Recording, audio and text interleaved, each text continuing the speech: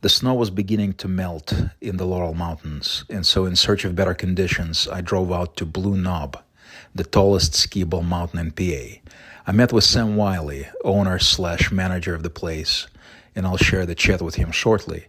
But first, a little bit of footage for the mountain to have a chance to introduce itself.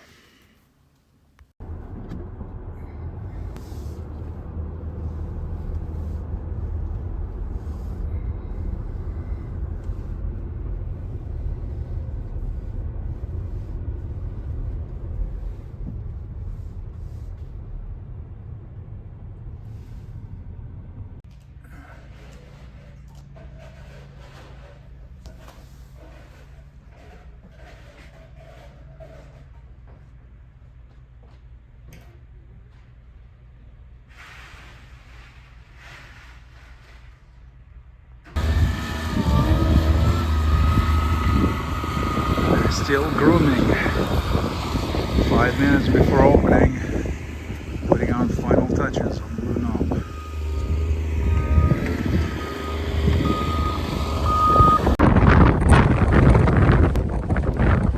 It's another upside down resort with a piece of vintage snowmaking machinery for display. It looks like lifties are about to work. There we go. The operations have begun.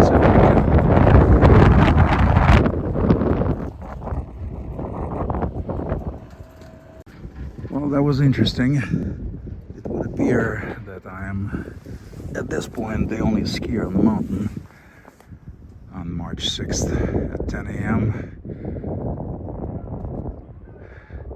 There were quite a few lifts ready, and I was trying to figure out which trail to take to make sure that I get to the lift that is running.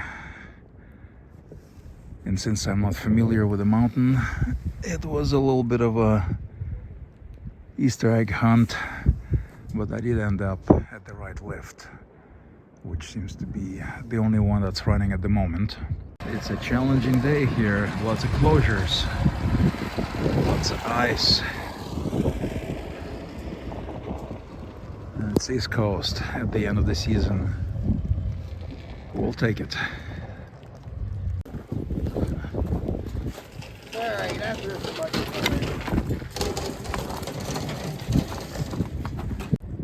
There's some very cozy looking ski and ski outs at Blue Knob. This is Sam. I initially referred to Sam as Tim. He's the man in charge. Hello? So what's the story with the name? I mean, what's the history of the name? So the mountain itself is just generally Blue Knob. It's actually at the end of the road. You go through a little town called Frigid, and then eventually get to the village of Blue Knob. Okay. So the name was well established before the ski resort was ever founded. In fact, back in the 40s, there was an old Air Force base up here for a radar station from the 40s into the 60s.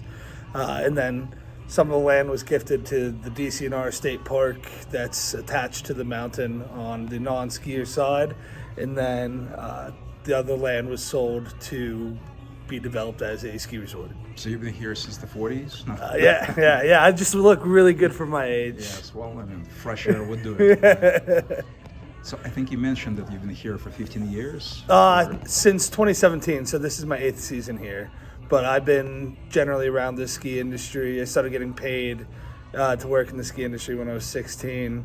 I chose where I went to school for college based off of where I could ski. Should have been a big red flag that once I got out of college, I was probably just going to go back to skiing. That was a great existential choice to yeah. prioritize skiing, you know, Yeah. as a major.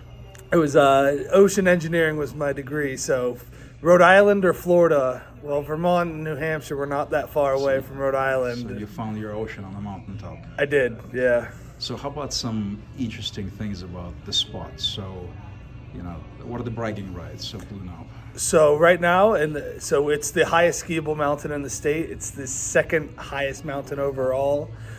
We have the longest run in the state as well. If you take Mambo Alley and follow it all the way down to Run Out at the bottom of the double lifts. Then it's 2.1 miles. So it's, even though it's a green like circle. Almost. Yeah. How long does it take? Have you timed it? Like for a non-aggressive sort of cruising speed? A couple minutes. Takes some skiers to get down there. I have a racing background, so it's hard for me to try to take it slow and figure out. There are no brakes on your skis, right? No, that's You're just dragging knuckles on the slopes. Yeah, exactly. And but that's pretty much most of our beginner stuff. I mean, this is a true skier, snowboarder, rider's mountain of being able to conquer harder terrain with some of the steeper woods terrains that we have. That includes natural rock drops of 5-10 feet at times. Wow. So whenever winter cooperates with us like it has this season, unfortunately today the wind has kind of been a limitation for the one chairlift today. But once especially that lower mountain terrain is open, unless you start going up to upstate New York and start working your way up to Vermont, it's hard to beat some of the terrain that we have here. So this is a taste of Vermont in PA. Correct. Yeah. It's a taste where the kids aren't kicking and screaming for 10 hours on the trip up there. So Yeah, that would be Hidden Valley. Yeah. Any celebrity sightings? Any famous visitors over time? So I mean, Glade Pike, who was here, came to visit before I was here. The Ripstick guy, huh? That's what I ski. Yeah. So he's actually, we have a couple photos of him in the lodge. You do? Think, yeah. Of you and Well, no, I wasn't here, unfortunately, at the time whenever he came to visit. That was before me. But it's kind of just it's off the beaten path. It is being here, and the locals are diehards, and I know from talking to people, we have people in their mid 80s still lining up to buy they were first in line to buy their season passes for next year. The place seems to be very affordable. It's kind of a budget pricing. Correct. Yeah, we kind of understood where our market is, and we understand the direction that the industry is going, and it's not exactly moving in an affordable direction, especially once you get outside of larger cities such as Pittsburgh, DC, Philly, and New York. So trying to maintain affordability and giving options to make this sport accessible for other people, it's kind of been a major factor for us. So have you guys been approached by Vail? Have they tried to buy you out? No. I know. So Vail is very large at least on the East Coast, of purchasing markets, it appears. So Jack Frost, Big Boulder, kind of the Philly market. Whitetail, Round Top, and Liberty is kind of that Harrisburg, DC, Baltimore market. Seven Springs, Hidden Valley, Laurel Mountain is the Pittsburgh market. And we're not really close to anything. We're central to everything. It's 2 hours to Pittsburgh, 2.5 to DC, a little over 2.5 to Baltimore, an hour to State College, 2 hours to Harrisburg. So we're central to everything, but we're not. We have Altoona in Johnstown, and those are the horseshoe curve. Yeah, not exactly the large metropolises that people come to expect. Well, that's the hidden mystique of the place, right? So it's for the folks who are chasing snow to unexpected places. Correct. Yeah. It's kind of a local exotic to this spot. Yep. And I know a lot of people, they'll see rain in their backyards up down there, but they know it's just because of how much of a vertical elevation change it is, with especially being an upside down mountain, having the lodge at the top. Yeah. It's one of only a handful in the state. Laurel Mountain and Jack Frost being two other examples in Pennsylvania. That's my favorite. And I live in Pittsburgh, so okay. I like that spot a lot. That was the first thing I thought when I pulled up here. The first ride, is on the mountain. I don't have to wait for the lift. Yeah. Right. So, how about a couple of just unexpected peculiarities of the place? Like, it seems like you know the spot really well. You know your crew.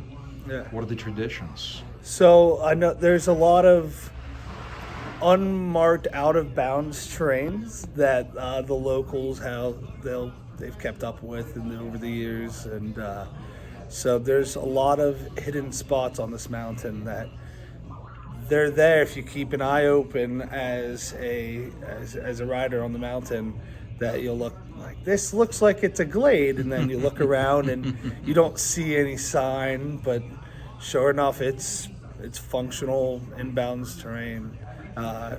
So it's kind of letting I don't want to say it fully, it kind of gives the locals a little bit of a voice of this is kind of still has their kind of taste on the mountain. Even as any other changes are happening on the mountain, they can at least kind of point back and say like, yo, yeah, I remember when so-and-so cut this in, and the management was riding us off back in the 80s doing this, but we did that. So it's not the kind of place where you're going to lose your ski pass because you improvised a line down Correct. the field. Yeah.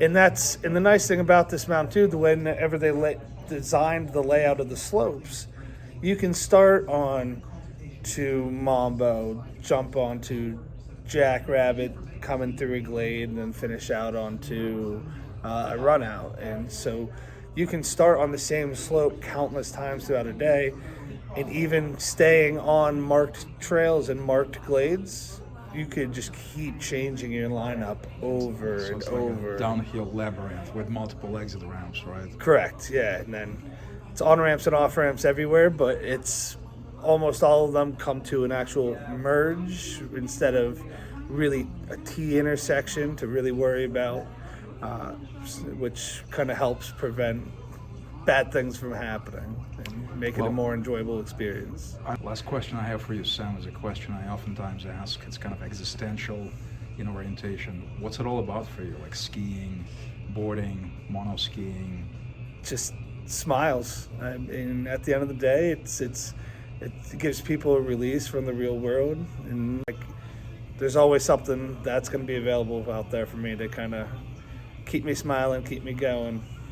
Well, that is Sam, kind of a skiing philosopher, stargazer of snow, and a manager of the Blue Knob Mountain. Thanks, Sam. You're very welcome. The Blue Knob Lodge, homey, cozy. It's a windy day today. I felt like a sailor swinging on the chairlift.